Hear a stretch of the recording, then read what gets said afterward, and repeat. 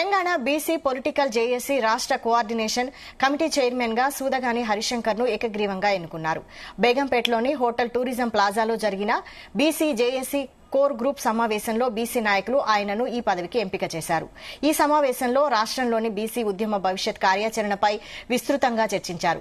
సమావేశంలో పాల్గొన్న బీసీ నాయకులు, కుల సంఘాల ప్రతినిధులు, మేధావులు, రచయితలు, విద్యార్థి, మహిళా, ఉపాధ్యాయ, ఉద్యోగ, ఆర్టీసీ, సింగరేణి వంటి వివిధ వర్గాల ప్రతినిధులు రాష్ట్రంలో బీసీల ఐక్యత కోసం కృషి చేయాలని నిర్ణయించారు. న్యూస్ పేపర్లలో సగం పేజీ బీసీలది అయినప్పుడే రాజ్యాధికారం వస్తుందని తీన్మార్ మల్లన్న అన్నారు. అందరినీ కలుపుకొని ఉద్యమ ముందుకు తీసుకెళ్లాలని సూచించారు.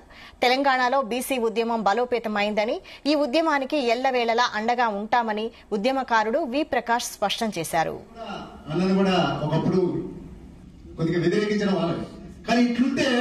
విడిపోతే పడిపోతాం అని చెప్పి వెళ్ళాలి ఎప్పుడు చెప్తున్నాడు, ప్రతి మీటింగ్ లో చెప్తూనే ఉన్నాడు.